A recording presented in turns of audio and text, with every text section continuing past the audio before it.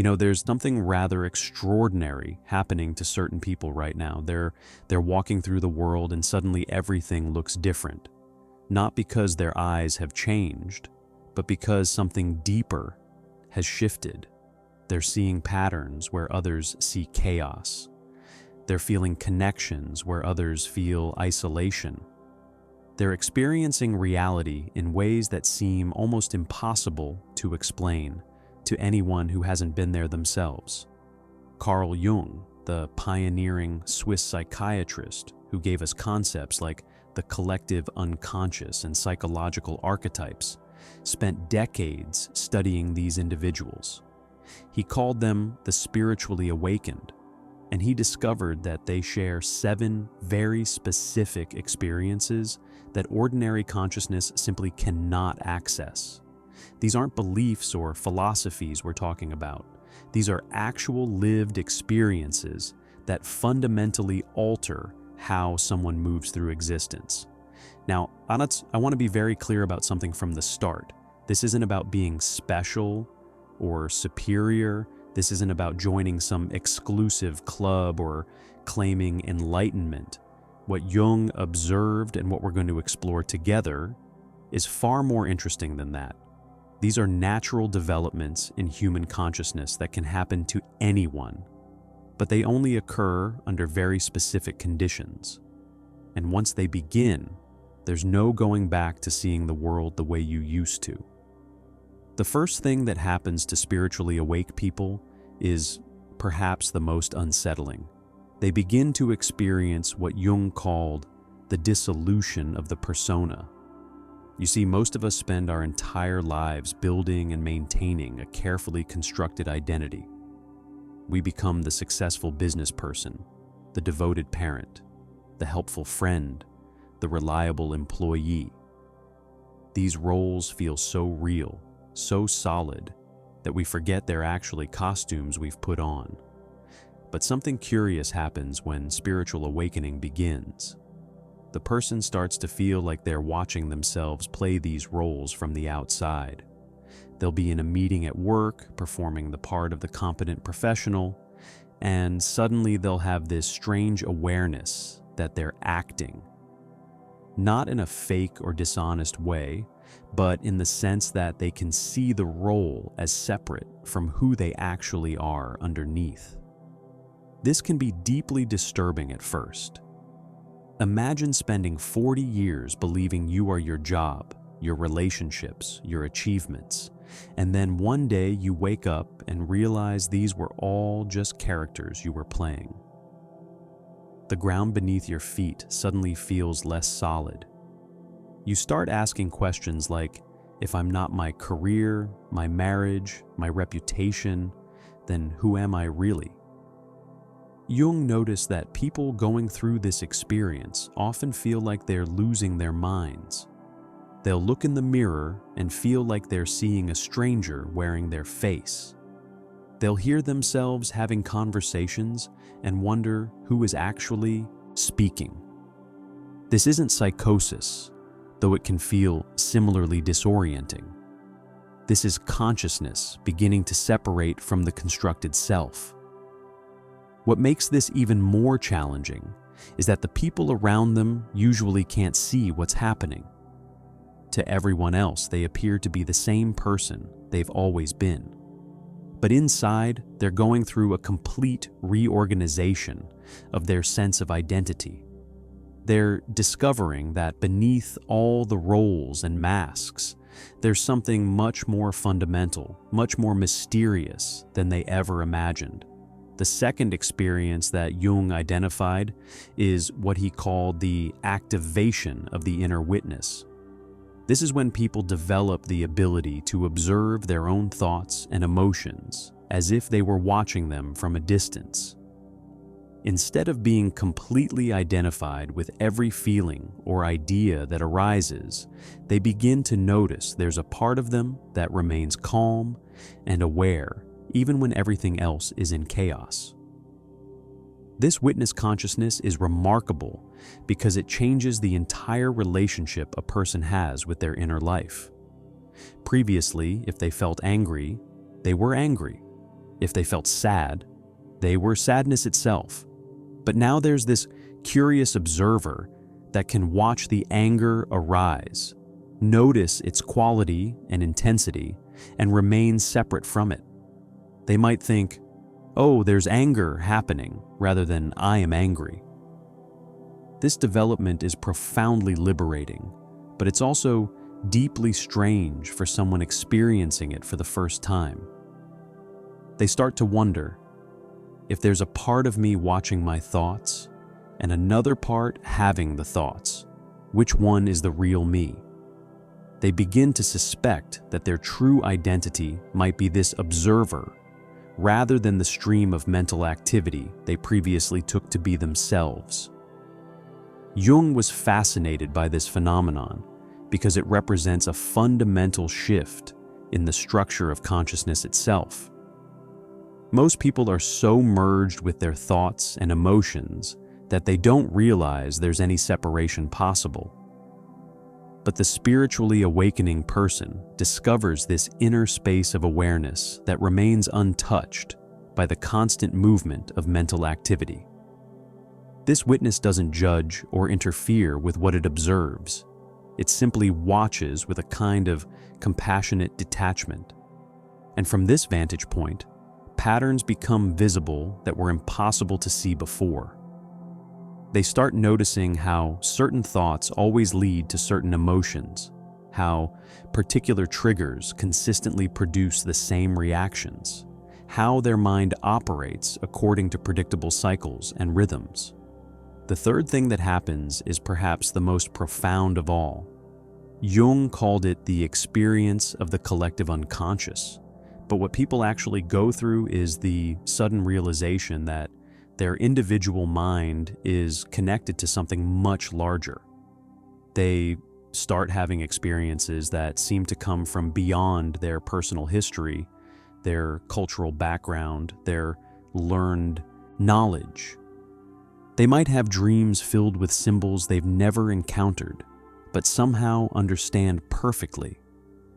They might walk into an ancient building and feel overwhelmed by memories that aren't their own. They might meet a stranger and instantly know things about their life that haven't been spoken. They might find themselves thinking thoughts that feel too wise, too mature, too complete to have originated from their personal experience. This is when people often say they feel like they're tapping into some kind of universal mind or cosmic intelligence. They start to sense that consciousness itself is not produced by their individual brain, but is more like a vast ocean in which their personal awareness is just one small wave. The boundaries between self and other begin to feel less solid, less absolute. Jung spent years documenting these experiences because he recognized they weren't hallucinations or wishful thinking. People from completely different backgrounds, cultures, and time periods were reporting remarkably similar encounters with this expanded level of awareness. They were accessing information and wisdom that seemed to come from a source beyond their individual lives. What makes this particularly striking is how practical this expanded awareness often proves to be. People will suddenly know exactly what to say to help someone who's suffering, even though they've never been trained in counseling. They'll have insights about complex problems that their rational mind couldn't have solved. They'll make decisions that seem to come from a deeper intelligence than their usual thinking process. The fourth experience Jung identified is the phenomenon of meaningful coincidences, which he termed synchronicity. But what spiritually awake people actually experience goes far beyond what most people think of as coincidence. They begin to notice that the external world seems to be responding to their internal states in ways that feel almost magical. They might be thinking about someone they haven't spoken to in years, and that person calls within hours. They might be struggling with a difficult decision, and the exact book they need appears in their path.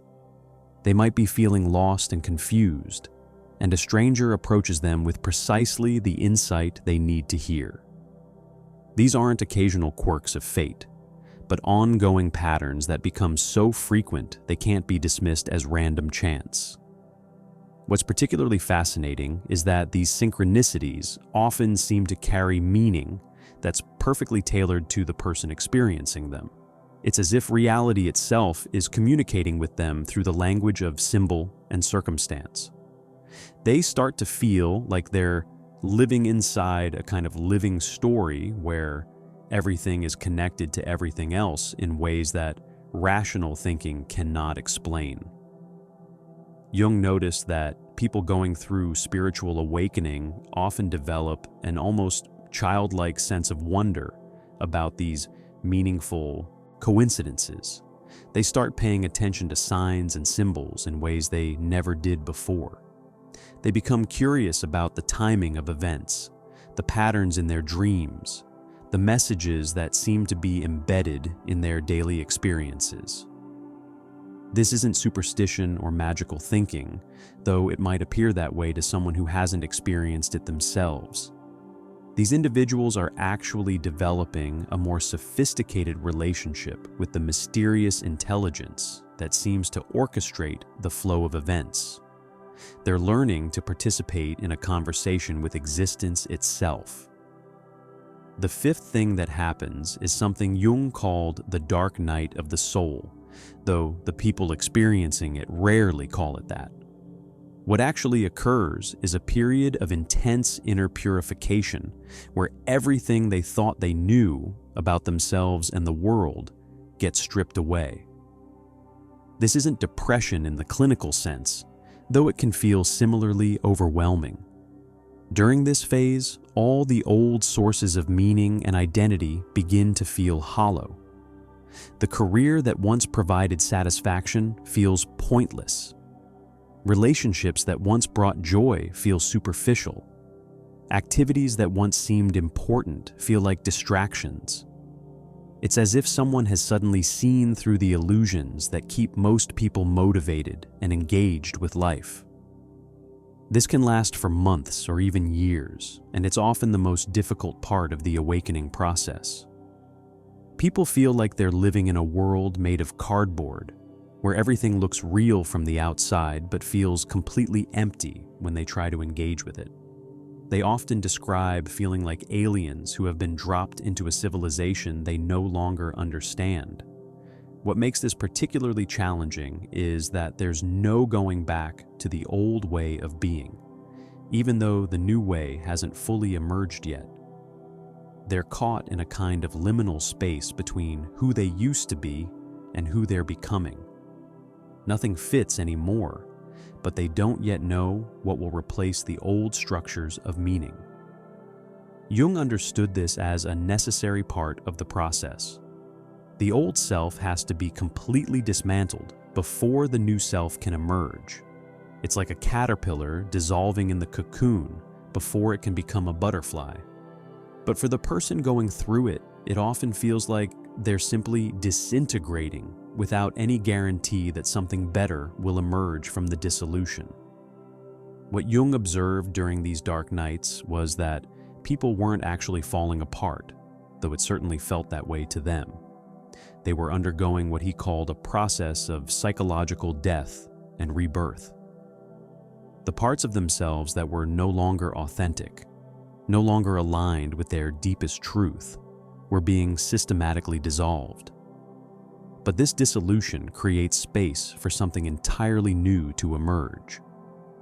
The sixth experience that Jung documented is perhaps the most difficult to it, involves describe because of fundamental shift in how time and space are perceived.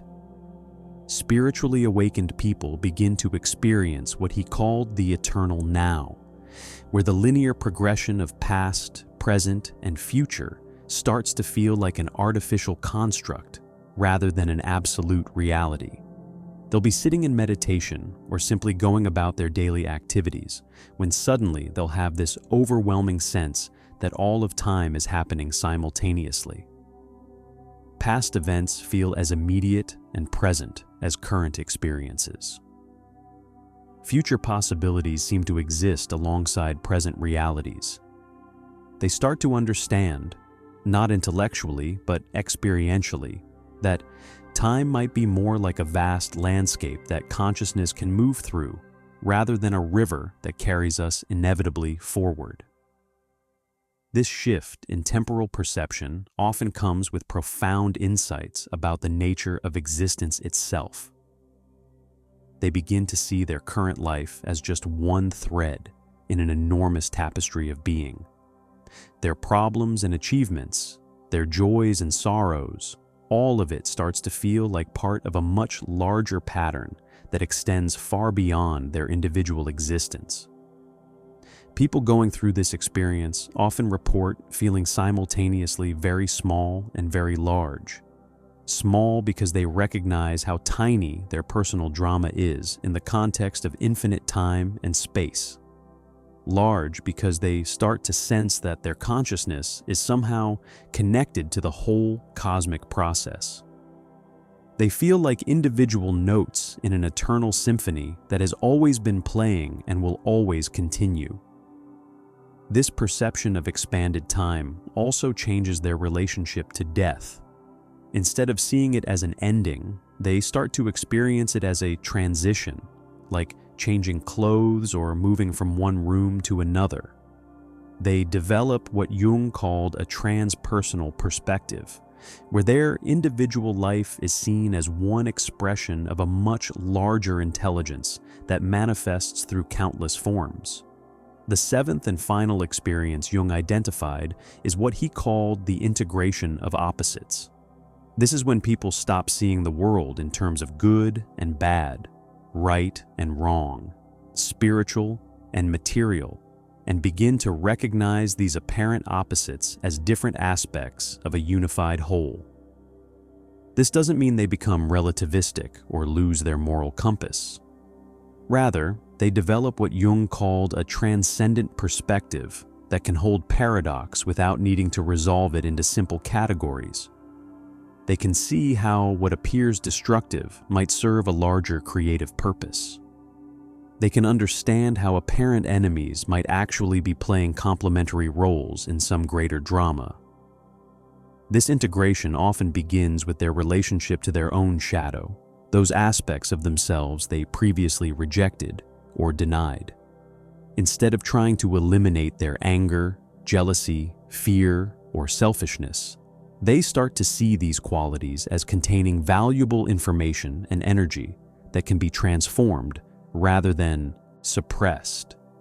They begin to understand that their personality contains the full spectrum of human experience, and that spiritual maturity involves learning to work skillfully with all of it, rather than trying to be only the parts they find acceptable.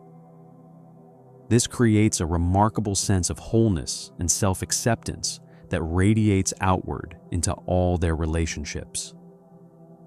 What's particularly striking about this integration is how it affects their perception of other people. They stop seeing individuals as simply good or bad, enlightened or unenlightened, and start recognizing the mixture complex of light and shadow that exists in everyone. This creates a natural compassion that doesn't depend on others behaving in ways they approve of. Jung noticed that people who reach this level of integration often become what he called wounded healers. They've been through enough of their own psychological transformation that they can hold space for others who are going through similar processes. They become living bridges between the ordinary world and the deeper dimensions of human experience. But perhaps the most remarkable thing about all 7 of these experiences is how they change a person's fundamental orientation toward existence.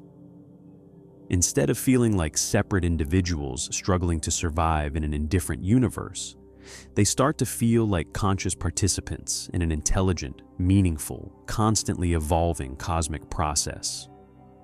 They develop what Jung called a religious attitude toward life, though this has nothing to do with conventional religion. It's more like a deep reverence for the mystery of existence itself. They feel held by something larger than themselves, guided by an intelligence that operates beyond their personal understanding, connected to a web of meaning that extends through all of reality. This shift from feeling isolated and anxious to feeling connected and supported represents perhaps the most significant transformation human consciousness can undergo. It doesn't solve all of life's practical problems, but it completely changes the context in which those problems are experienced. Challenges become opportunities for growth. Difficulties become invitations to develop greater wisdom and compassion. Even suffering becomes meaningful when it's understood as part of a larger process of awakening. What Jung found most fascinating was that these 7 experiences seem to unfold according to their own intelligence, rather than being controlled by the individual going through them. People can't force spiritual awakening to happen, nor can they stop it once it begins. They can only learn to cooperate with the process, to say yes to the transformation that wants to occur through them. This is why Jung emphasized that spiritual awakening is not an achievement or accomplishment in the usual sense. It's more like a natural development that occurs when consciousness is ready to expand beyond its current limitations. Some people seem to be born closer to this threshold.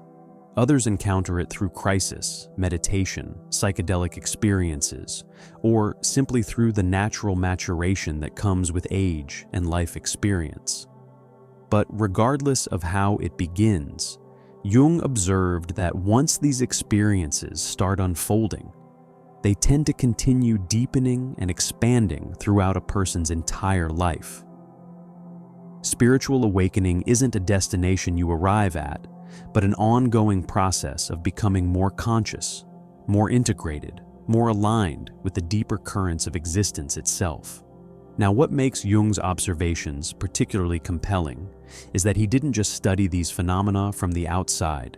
He experienced many of them himself, and this personal familiarity gave him insights that purely academic researchers might miss. He understood that when someone goes through spiritual awakening, they're not just changing their beliefs or adopting new practices. They're undergoing a fundamental reorganization of consciousness itself. But here's where things get really interesting. Jung noticed that most people who experience these 7 phenomena go through what he called a period of radical loneliness, not because they want to be alone, but because they suddenly find themselves living in a completely different reality from the people around them. They're seeing connections that others can't see, feeling presences that others can't feel, understanding truths that others aren't ready to hear. Imagine trying to explain to someone who's never had a spiritual experience that you can feel the consciousness of a tree, or that you sometimes know things before they happen, or that you've had conversations with aspects of yourself that feel like completely separate beings.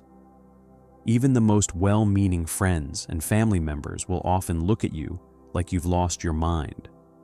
This isolation isn't just social, it's existential. These individuals find themselves straddling 2 worlds, the ordinary consensus reality where most people live, and this expanded realm of consciousness that feels more real than anything they've ever experienced. They're like people who've learned to see colors that don't exist in the normal spectrum, trying to describe these colors to those who are still seeing only the basic range. Jung observed that this loneliness serves a crucial purpose in the awakening process. It forces people to develop an internal relationship with truth rather than relying on external validation. They learn to trust their own direct experience even when it contradicts everything they've been taught about how reality works. This internal validation becomes absolutely essential because what they're experiencing often can't be confirmed by conventional means. But the loneliness also teaches them something profound about the nature of authentic relationship. They discover that real connection isn't about finding people who agree with all your ideas or share all your experiences. It's about finding those rare individuals who can meet you in the space of genuine presence, who can recognize the authenticity of your being, even if they don't understand the specific content of your experience. What's particularly fascinating is how this awakening process affects their relationship to knowledge itself. Before awakening, most people learn through accumulation. They gather information, collect facts, build up their understanding piece by piece. But spiritually awakened individuals begin to experience what Jung called knowing through being. Instead of learning about something, they become it temporarily, understanding it from the inside out. They might walk into a forest and suddenly comprehend the entire ecosystem, not through scientific analysis, but through a kind of direct communion with the living intelligence of the place. They might meet someone and instantly understand their psychological patterns, not through observation and deduction, but through a momentary merging of consciousness. They might contemplate a philosophical question and receive answers that feel like they're coming from a source of wisdom, much older and deeper than their personal mind. This shift from learning to knowing creates what Jung called a participatory relationship with reality. Instead of feeling like observers trying to figure out an external world, they start feeling like conscious elements within an intelligent system that's constantly revealing itself to itself through their awareness. They become living instruments through which existence explores and understands its own nature. The eighth thing Jung noticed, though he didn't always list it separately, is how these individuals develop what he termed transpersonal empathy. This far beyond the go's normal human capacity for understanding others' feelings. They begin to actually experience the inner lives of other beings, sometimes even plants and animals, as if consciousness itself were a shared medium through which all awareness flows. They might walk past someone on the street and suddenly feel flooded with that person's loneliness or joy or confusion, not as an emotional contagion, but as direct access to their inner experience. They might sit with a dying person and feel themselves participating in the transition process. They might spend time in nature and find themselves sensing the slow, vast intelligence of geological processes or the rapid, bright awareness of smaller creatures. This expanded empathy is both a gift and a tremendous challenge. On one hand, it creates a profound sense of connection and understanding that makes conventional loneliness almost impossible. They feel intimately connected to the web of consciousness that flows through all living things. On the other hand, it can be overwhelming to be so permeable to others' experiences, especially when those experiences involve suffering. Jung noticed that people developing this capacity often have to learn new forms of energetic boundaries. They discover that compassion doesn't require taking on others' pain, that understanding doesn't mean merging completely with others' consciousness. They learn to be simultaneously open and protected, available and autonomous. What emerges from this learning process is what Jung called the wounded healer archetype. These individuals have been through enough of their own psychological and spiritual transformation that they can hold space for others going through similar processes without being destabilized by it. They become like skilled midwives for consciousness itself, helping to birth new levels of awareness in those who are ready for expansion. But perhaps the most remarkable aspect of this transpersonal empathy is how it changes their understanding of individual identity. They begin to experience themselves as temporary formations in an ocean of consciousness rather than as separate entities trying to connect across an empty void. This doesn't diminish their sense of individual uniqueness, but it places that uniqueness within a much larger context of fundamental unity. The ninth experience, which Jung sometimes discussed under different names, is the activation of what he called the transcendent function. This is when people develop the ability to bridge apparent opposites and contradictions through a kind of creative synthesis that transcends logical thinking. They find themselves able to hold space for paradox without needing to resolve it into simpler terms. They can love someone deeply while simultaneously accepting that the relationship needs to end. They can feel profound grief while also experiencing unshakable peace. They can see the destructive aspects of a situation while also recognizing the creative potential hidden within it.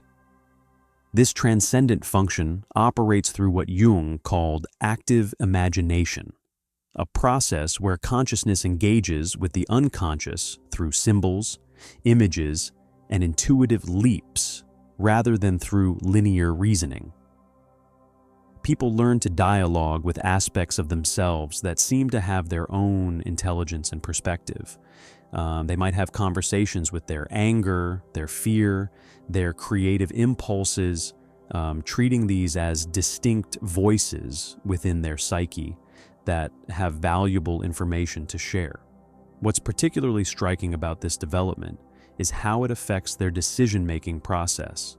Instead of relying purely on logical analysis or emotional impulses, they learn to access a third option that Jung called the wisdom of the self.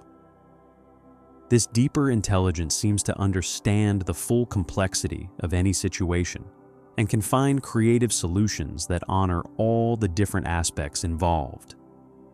They might be facing a difficult choice between two options that both seem to involve significant sacrifice, and suddenly a third possibility emerges that they hadn't considered before, one that transforms the entire situation in unexpected ways.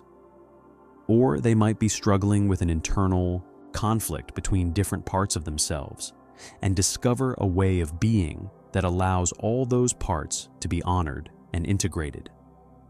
This transcendent function becomes particularly important in their relationships with other people.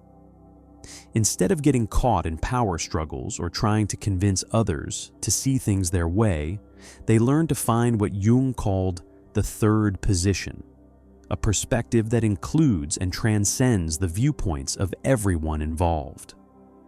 The 10th and perhaps most profound experience Jung identified is what he called the encounter with the numinous. This refers to direct contact with the sacred dimension of existence, those moments when the ordinary world suddenly becomes transparent to an overwhelming presence that feels both intimately personal and utterly transcendent. These encounters can't be predicted or controlled. They might happen during meditation or prayer, but they're just as likely to occur while washing dishes or walking down the street. Suddenly, the person is flooded with a presence so powerful and meaningful that it reorganizes their entire understanding of what's possible in human experience.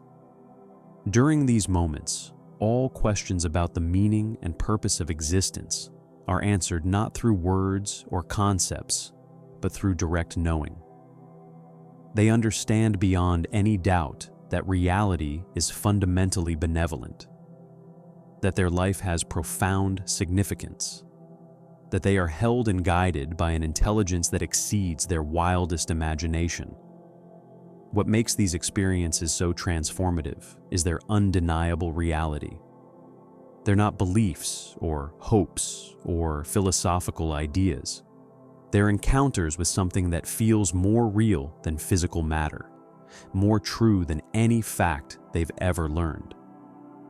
People often say these moments are more vivid and substantial than their ordinary waking consciousness. Jung noticed that individuals who have these numinous encounters are permanently changed by them. They develop what he called an unshakable inner authority that doesn't depend on external validation or approval. They know from direct experience that existence is meaningful, that consciousness is fundamental, that love is the deepest truth of reality. This knowing gives them a kind of fearlessness that's not based on courage but on understanding. They're no longer afraid of death because they've experienced dimensions of themselves that clearly transcend physical existence. They are no longer devastated by failure because they understand their essential worth doesn't depend on external achievements. They're no longer crushed by rejection because they've experienced unconditional love from the source of existence itself. But what Jung found most remarkable about these numinous encounters is how they seem to be increasing in frequency as human consciousness evolves. He believed we're living through a period of collective awakening where more and more individuals are having direct experiences of the sacred dimension of reality. These people become bridges between the ordinary world and the realm of expanded consciousness. They're living proof that human awareness can transcend its apparent limitations, that we're capable of much more than we've been taught to believe about ourselves. The 11th thing Jung observed is something he called the dissolution of linear causality. This is when spiritually awakened individuals begin to experience reality as operating according to principles that go far beyond simple cause and effect. They start to sense that events are connected through webs of meaning and intention that exist outside of ordinary time and space. They might make a decision based on what feels right rather than what seems logical, only to discover later that this choice prevented some tragedy they couldn't have foreseen. They might feel compelled to go to a particular place at a specific time for no apparent reason, only to encounter exactly the person or opportunity they needed. They begin to operate from what Jung called an acausal intelligence that seems to orchestrate events through synchronicity rather than mechanical causation. This shift in how they perceive the relationship between events is profoundly disorienting at first. Their rational mind keeps trying to find logical explanations for things that seem to happen through pure magic. They might spend years attempting to understand how their consciousness can apparently influence external circumstances, how their internal states seem to magnetize corresponding outer experiences. But eventually, they stop trying to figure it out and simply learn to cooperate with this mysterious intelligence. They develop what Jung called intuitive participation, where they begin to sense the currents of possibility that flow through any given moment and learn to align themselves with the direction that wants to emerge. What's particularly fascinating is how this changes their relationship to planning and control. They don't abandon practical thinking or responsible action, but they hold their plans much more lightly. They become skilled at setting intentions while remaining completely open to how those intentions might manifest in unexpected ways. They learn to navigate by what feels alive rather than what seems safe. They make choices based on resonance rather than purely logical analysis. They develop a kind of spiritual pragmatism that's simultaneously more mystical and more effective than conventional approaches to living. The 12th experience Jung documented is what he termed the activation of archetypal consciousness. This is when people begin to recognize that their individual psychology is connected to universal patterns that have existed throughout human history.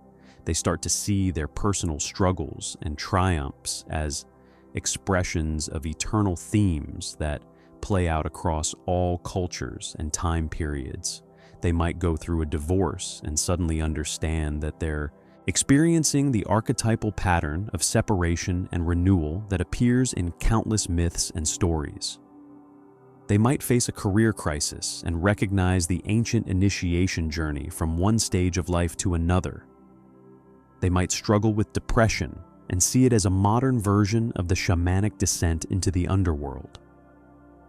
This archetypal awareness doesn't diminish the reality of their personal experience. Instead, it places that experience within a much larger context of meaning. They begin to understand that their individual life is simultaneously completely unique and part of universal patterns that connect them to all of humanity.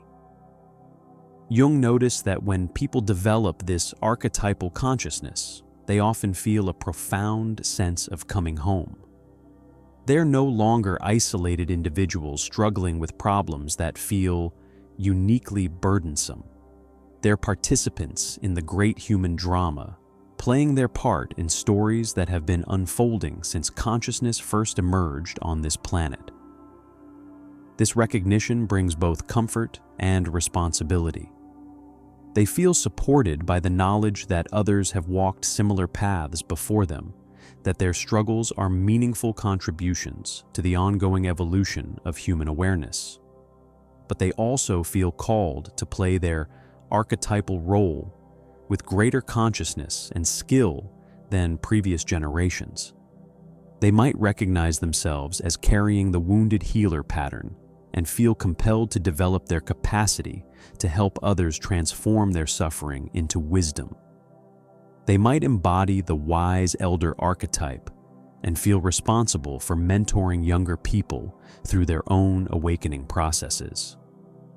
They might express the creative artist pattern and feel driven to bring new forms of beauty and truth into the world. The 13th thing Jung observed is perhaps the most challenging for spiritually awakened people to integrate. He called it the experience of cosmic responsibility.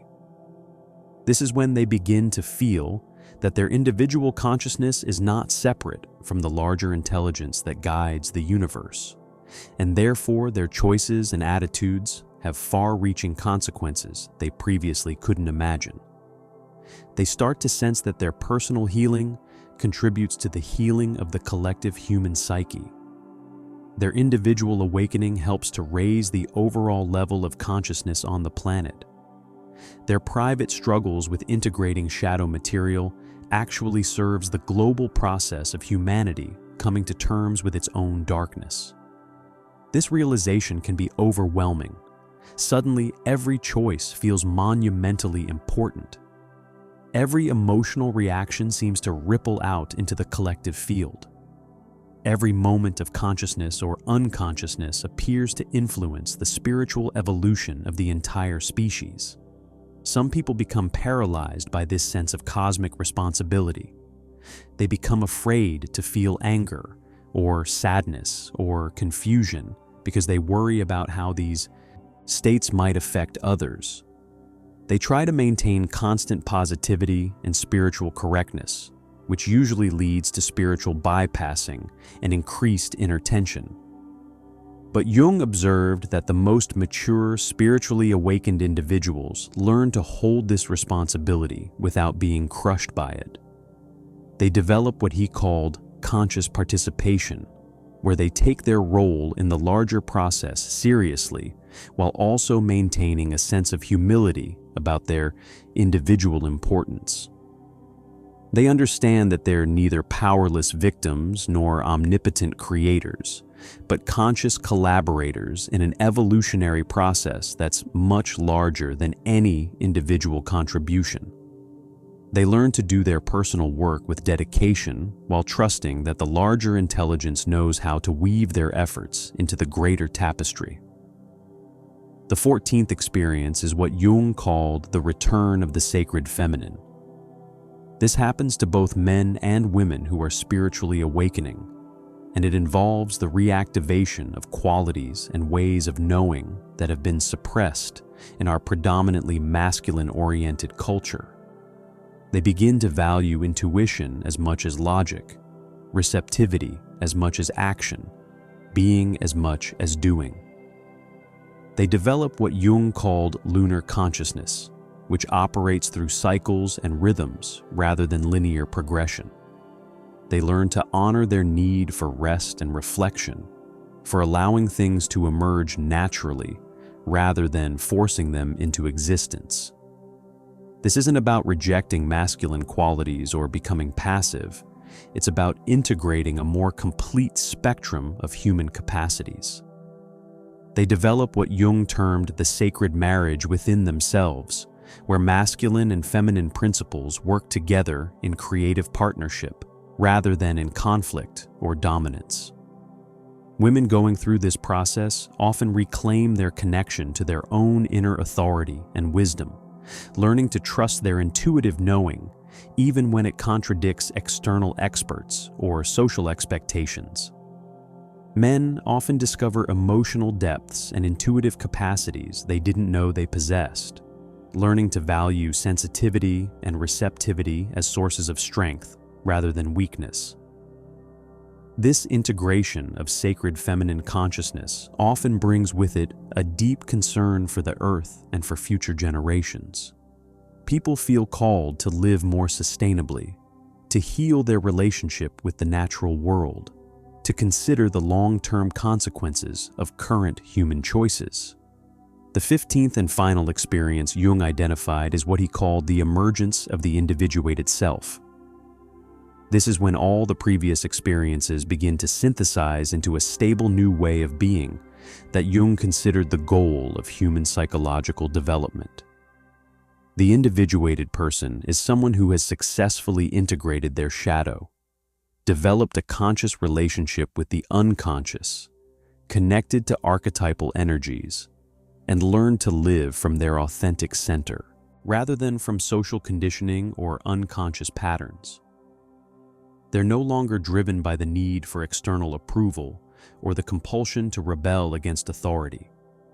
They've found their own internal compass and learned to navigate by their own deep knowing. They can engage with others genuinely without losing themselves, and they can maintain their authentic nature without being rigid or defensive. What Jung found most remarkable about individuated people is their capacity to hold paradox. They're simultaneously deeply personal and transpersonal, strongly individual, and completely connected to the whole, utterly unique and universe. Daily human have learned to live what Jung called the transcendent attitude, where they can participate fully in ordinary life while never losing touch with the deeper dimensions of existence. They can be practical and mystical, grounded and visionary, human and divine.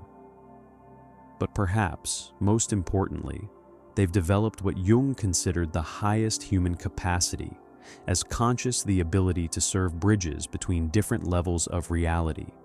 They can translate insights from expanded states of consciousness into practical wisdom that helps others navigate their own awakening process. These individuals often become what Jung called cultural creatives, people who help birth new forms of art, thought, and social organization that reflect humanity's evolving consciousness.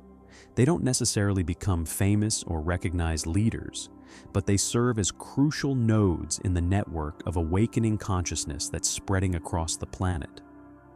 Now, what makes Jung's observations about these 15 experiences particularly significant is that he recognized them as natural developments in human consciousness, rather than special gifts reserved for a chosen few.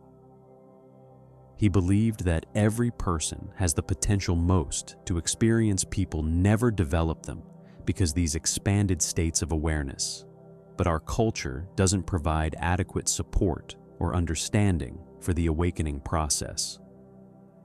Jung spent the later years of his career trying to create what he called a psychology of transformation that could help people navigate these experiences without being overwhelmed or dismissed as mentally ill. He understood that we're living through a crucial period in human evolution where individual awakening is becoming a collective necessity. The old ways of organizing human societies, based on external authority and unconscious conformity, are no longer sustainable given the challenges we're facing as a species. We need people who can think and feel and perceive beyond conventional limitations, who can access creative solutions that transcend the polarities that have historically divided us. But Jung also recognized that spiritual awakening without proper integration can lead to inflation, spiritual bypassing, and various forms of unconscious acting out. He emphasized the importance of what he called grounding the transcendent, bringing the insights and energies from expanded states of consciousness into practical service in the ordinary world. The spiritually awakened person, in Jung's vision, is not someone who escapes from human life, but someone who engages with it more skillfully and compassionately than ever before. They become what he called conscious servants of the evolutionary impulse that's trying to birth new forms of human civilization. This is why Jung believed that understanding these 15 experiences is crucial, not just for people going through spiritual awakening, but for anyone who wants to understand where human consciousness is heading in the decades and centuries to come. These experiences represent the leading edge of human development, the early signs of capacities that may eventually become as common as literacy or logical thinking are today. But for now, they remain relatively rare and often misunderstood, which is why the people experiencing them often feel so isolated and confused. Jung's great contribution was to map this territory of expanded consciousness with the same scientific rigor he brought to studying neurosis and psychological pathology. He showed that what might appear to be mental illness or spiritual delusion is often actually the emergence of higher human potentials that simply need proper understanding and support to develop in healthy ways. The 15 experiences we've explored today represent what Jung considered a preview of humanity's psychological and spiritual future. They're not the final destination of human development, but important waypoints on the journey toward what he called the realization of the self, both individual and collective. For those who recognize themselves in these descriptions, Jung's message was both reassuring and challenging.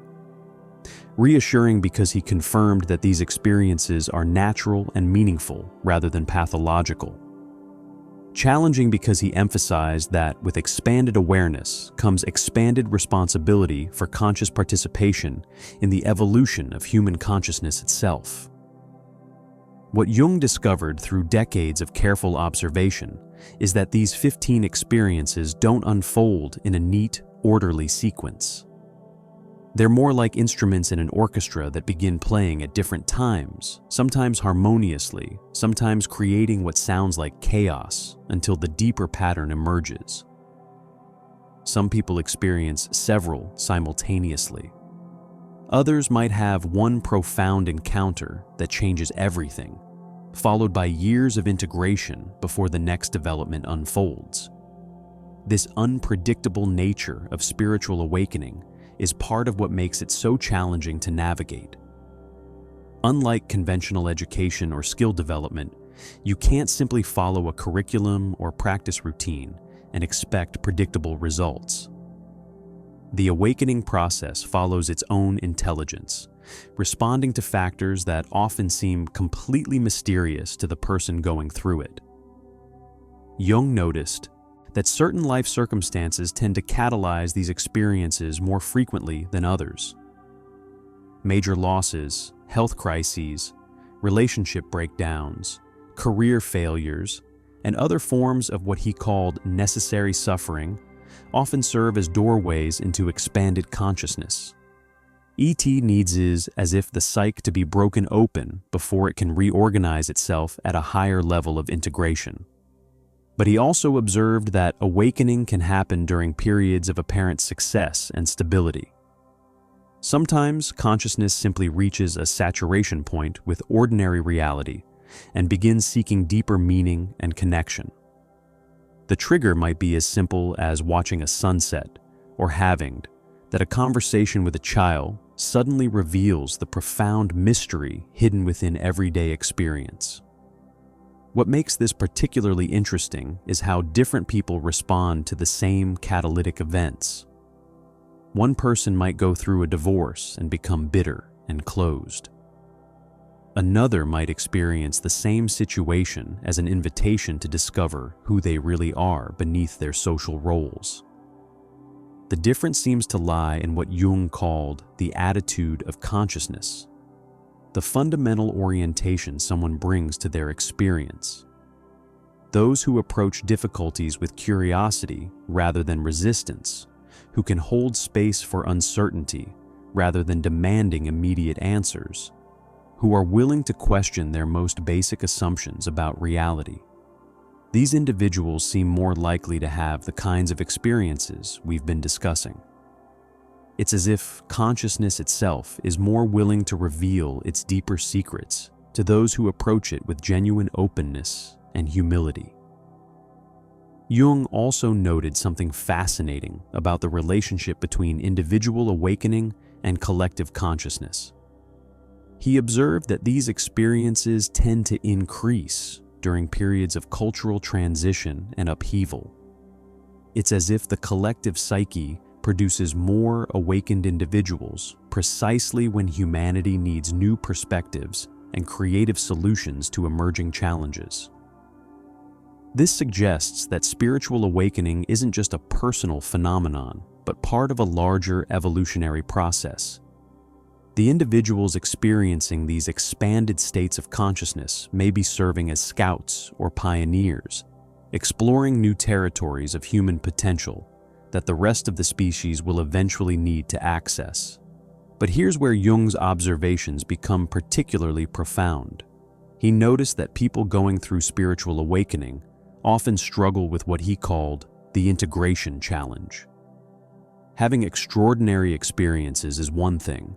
Learning to live skillfully with expanded consciousness while functioning still in ordinary reality is something else entirely.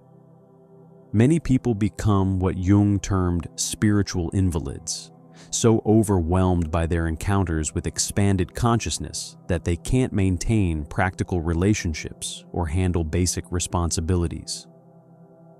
They might spend all their time meditating or reading spiritual texts, but they've lost the ability to engage meaningfully with the world around them. Others swing in the opposite direction, becoming what he called unconscious inflated. They have profound experiences, but then use them to reinforce their ego rather than transcend it. They become convinced they're specially chosen or enlightened, losing the humility and groundedness that real spiritual maturity requires. The individuals who successfully integrate these experiences, Jung observed, develop what he called a double consciousness. They can simultaneously operate from expanded awareness and practical common sense. They can access transpersonal insights while remaining fully human. They can hold cosmic perspectives while still caring deeply about immediate circumstances. This often integration process takes years or even decades to complete. It requires learning to translate experiences that transcend ordinary language into forms that can be communicated to others. It involves developing the emotional maturity to handle expanded empathy without being overwhelmed by others' suffering. It demands the practical wisdom to know when to share mystical insights and when to simply embody them silently. Jung was particularly fascinated by how this integration affects people's relationships. Those who successfully ground their awakening experiences often become extraordinarily skillful at meeting others exactly where they are without trying to force spiritual insights on them. They develop what he called conscious presence, the ability to create space for others to have their own authentic experiences rather than trying to replicate their own. They learn to speak multiple languages of consciousness, communicating with materialists in materialist terms, with religious people in religious language, with artists through creative expression. They become translators between different levels of reality, helping to bridge the gap between expanded awareness and conventional understanding. But perhaps most remarkably, Jung noticed that these integrated individuals often develop what he called transparent authenticity. They stop trying to maintain consistent personality masks and instead allow their genuine responses to emerge freshly in each situation. This doesn't mean they become chaotic or unpredictable. Rather, they become so aligned with their deepest truth that their responses arise spontaneously from wisdom rather than from conditioned patterns. This transparency has a profound effect on others. People sense they're in the presence of someone who's genuinely themselves, someone who's not performing or trying to impress or manipulate. This authentic presence creates a kind of permission field where others feel safe to be more genuine as well. Jung observed that rooms full of people often shift into greater honesty and depth when someone with this integrated consciousness enters. Not because they're doing anything dramatic or trying to influence others, but simply because their presence demonstrates that it's safe to be real. What's particularly striking is how this affects their approach to helping others. Instead of trying to fix people or give advice or share spiritual teachings, they simply create space for others to discover their own truth. They understand that consciousness cannot be transferred from one person to another, only invited and supported as it emerges naturally. They become what Jung called conscious midwives, helping to birth new awareness in others without trying to control what form that awareness takes. They trust the intelligence of the awakening process itself, rather than assuming they know what someone else needs for their development. This shift from trying to help others to simply being available creates what Jung termed a healing presence. People feel fundamentally accepted and understood in ways they may never have experienced before. In that acceptance, their own natural healing processes can unfold without interference. Jung noticed that individuals who reach this level of integration often report feeling simultaneously more connected to others and more comfortable with solitude than ever before. They no longer need constant social stimulation to feel whole, but they also don't withdraw from relationship out of fear or overwhelm. They develop what he called sovereign intimacy, the capacity to be completely present with others while never losing touch with their own center. They can love deeply without becoming dependent, care intensely without becoming controlling, support generously without becoming depleted. This balance between connection and autonomy represents what Jung considered one of the highest achievements of human psychological development. It requires the integration of all the experiences we've discussed, from the dissolution of false identity, through the encounter with cosmic consciousness, to the grounding of transcendent insights and practical wisdom. But Jung was always careful to emphasize that this integration is not a final achievement or permanent state. Even the most developed individuals continue to face challenges, continue to discover new layers of unconsciousness that need integration, continue to grow in their capacity to serve the larger evolutionary process. He saw human development as an endless spiral rather than a ladder with a final rung. Each level of integration creates the foundation for encountering even deeper mysteries, even greater responsibilities, even more profound forms of service to the whole. What makes Jung's vision so compelling is how it honors both the extraordinary nature of these experiences and the ordinary humanity of the people having them. He never suggested that spiritual awakening makes someone perfect or beyond the need for continued growth and learning. Instead, he saw it as the beginning of conscious participation in the great work of human evolution, the ongoing process by which consciousness comes to understand itself more completely through countless individual expressions. The 15 experiences we've explored represent what Jung called glimpses of our collective future, previews of capacities that may eventually become as natural to humans as walking or speaking. But for now, they remain pioneering explorations into the furthest reaches of human potential. For those who recognize these patterns in their own experience, Jung's message was both humble and heroic. Humble because he emphasized that no individual creates or controls their own awakening. It's always a gift, always a mystery, always larger than any personal agenda or ambition. But heroic because he recognized that those who receive these gifts also receive the responsibility to develop them skillfully, to integrate them wisely, and to offer them in service to the healing and evolution of human consciousness itself. This is the great adventure that Jung saw unfolding in our time, the emergence of a new form of human being, capable of bridging heaven and earth, spirit and matter, individual and collective, ancient wisdom and future possibility. These are the people he believed would help navigate humanity through the challenges ahead, not through preaching or teaching or leading movements, but simply through embodying a more complete version of what it means to be consciously human. And perhaps most importantly, Jung insisted that this potential exists within everyone, waiting for the right conditions to unfold, ready to transform not just individual lives, but the entire trajectory of human civilization.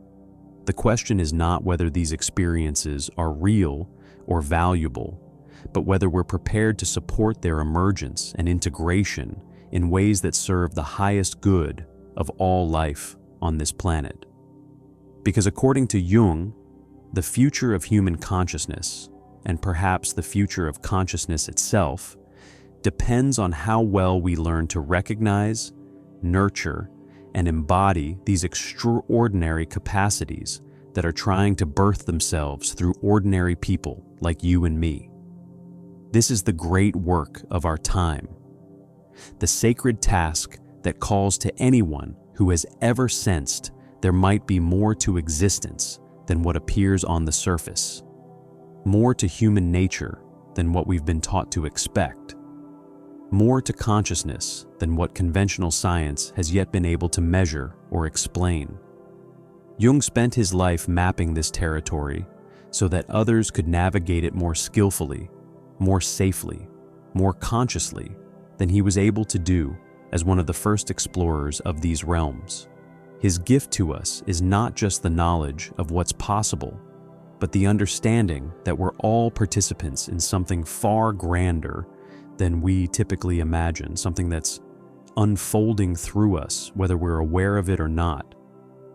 The choice we face is whether to remain unconscious passengers in this evolutionary process or to become conscious collaborators in the transformation that's already underway. And that choice, Jung believed, will determine not just the quality of our individual lives, but the destiny of human consciousness itself. The final experience Jung identified is perhaps the most paradoxical of all. He called it the return to ordinary magic, and it represents what happens when someone has fully integrated all these extraordinary states of consciousness into their daily existence. They discover that the most profound spiritual truth isn't found in escaping the mundane world, but in recognizing the sacred dimension that was always hidden within it. These individuals develop what Jung termed enlightened ordinariness. They can wash dishes with the same reverence they once reserved for meditation. They can have conversations about the weather that carry the same depth as philosophical discussions about the nature of reality. They find infinite mystery in the simplest interactions, profound meaning in the most routine activities. This isn't about becoming detached or otherworldly. Quite the opposite. They become more present, more engaged, more genuinely interested in the texture of immediate experience than they ever were before their awakening journey began. But now they're seeing with different eyes, feeling with an expanded heart, understanding with a consciousness that recognizes the divine intelligence orchestrating every moment. What makes this particularly remarkable is how it affects their relationship to their own spiritual development. They stop seeking extraordinary experiences and start recognizing the extraordinary nature of what's already present. They no longer need dramatic visions or mystical states to feel connected to the sacred, because they've learned to find it everywhere they look. Jung noticed that people who reach this stage often become nearly invisible as spiritual teachers or guides. They're not performing enlightenment or trying to impress others with their insights. They're simply living from such an integrated place that their very presence becomes instructive without them needing to say or do anything special. Children are often drawn to these individuals without knowing why. Animals seem to trust them instinctively. Plants appear to flourish in their gardens, not because they're doing anything magical, but because they're radiating a quality of consciousness that recognizes and honors the life force flowing through all forms. But perhaps the most beautiful aspect of this return to ordinary magic is how it resolves the isolation that characterizes earlier stages of awakening. These individuals no longer feel like aliens trying to explain their experiences to a world that can't understand them. They've learned to find their tribe not through shared beliefs or experiences, but through shared presence.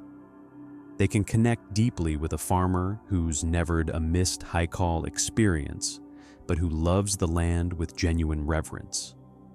They can feel profound kinship with a child who approaches life with natural wonder and curiosity.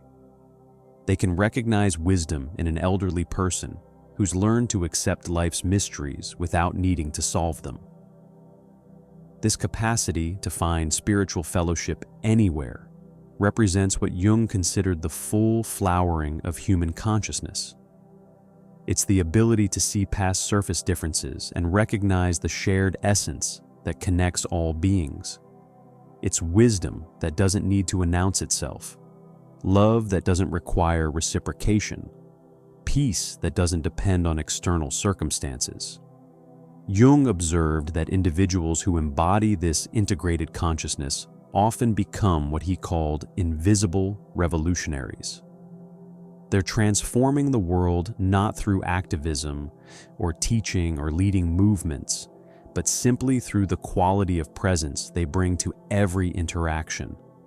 They're demonstrating a different way of being human that others can sense, even if they can't articulate what they're sensing. Their conversations tend to go deeper than social conventions usually allow. Their work, whatever it is, gets infused with creativity and meaning that others find inspiring. Their relationships become characterized by an authenticity and acceptance that creates space for others to be more genuine as well. What's particularly fascinating is how this affects their understanding of purpose and meaning. Instead of feeling driven to accomplish great things or leave lasting legacies, they find profound fulfillment in what Jung called conscious participation in the ordinary miracle of existence itself. They might spend their days doing seemingly mundane work, caring for family members, tending gardens, having conversations with neighbors, but they're doing all of this with such presence and intention that it becomes a form of prayer, a way of honoring the sacred intelligence that expresses itself through human community and daily life. Jung noticed that these individuals often develop what he termed transparent impact. They influence others not through persuasion or charisma, but through the simple fact of their being. People walk away from encounters with them feeling somehow lighter, more hopeful, though they might not be able to explain why. This transparent impact operates through what Jung called resonance rather than influence. They're not trying to change anyone or convince them of anything. They're simply being so authentically themselves that others feel permission to be more authentic as well. They're demonstrating possibilities for human consciousness that others didn't know existed. But what makes this final stage of integration so profound is how it transforms their relationship to death itself. Having touched dimensions of consciousness that clearly transcend physical existence, they develop what Jung called grateful impermanence. They're no longer afraid of death because they understand it as a transition rather than an ending. But paradoxically, this freedom from death anxiety makes them more appreciative of life rather than less. They savor experiences more deeply because they're not taking them for granted. They love more freely because they're not trying to hold on to relationships forever. They create more boldly because they're not concerned about whether their contributions will be remembered. This grateful impermanence creates what Jung observed to be a quality of poignant beauty in how these individuals move through the world. They're simultaneously fully engaged and lightly held, deeply caring and ultimately surrendered, completely present and perfectly willing to let go. Jung spent the final decades of his life studying these fully integrated individuals because he believed they represented the direction human consciousness is evolving toward.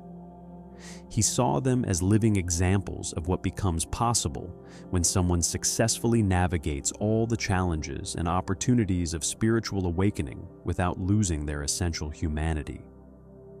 What he found most hopeful about these people is how they demonstrate that expanded consciousness doesn't require abandoning practical life or withdrawing from ordinary relationships and responsibilities. Instead, it enhances everything, bringing depth and meaning and joy to experiences that previously felt routine or burdensome. They show us that the goal of spiritual development isn't to escape the human condition, but to inhabit it more fully, more consciously, more lovingly than we previously thought possible. They prove that it's feasible to be simultaneously mystical and practical, transcendent and grounded, enlightened and completely, beautifully ordinary. Jung believed that as more individuals reach this level of integration, they create what he called morphic resonance for others who are ready to begin their own awakening journey. They become living proof that these extraordinary experiences we've explored today aren't just possible, but natural developments in human consciousness that anyone can potentially access.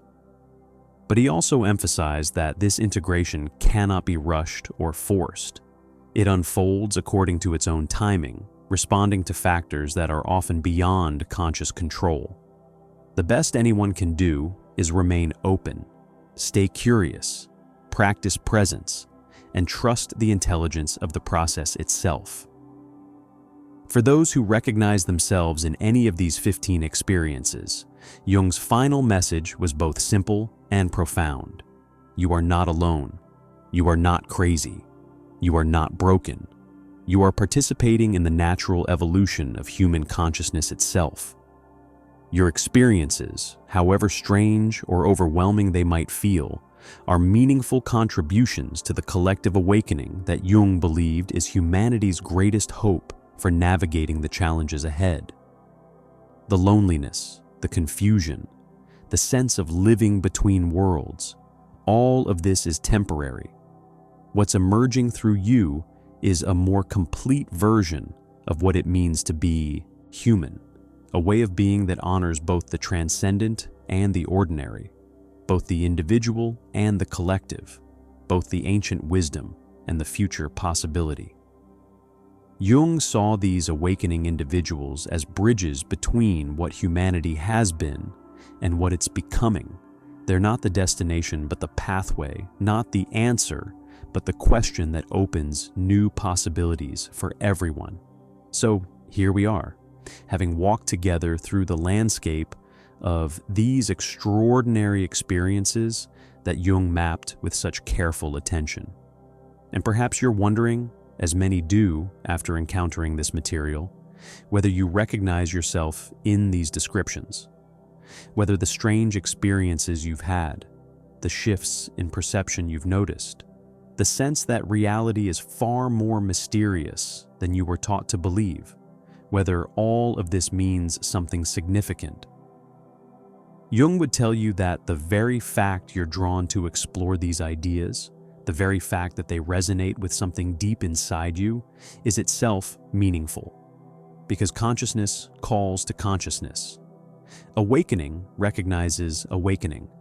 And the individuals who are ready for this expansion often find their way to exactly the information they need, precisely when they need it.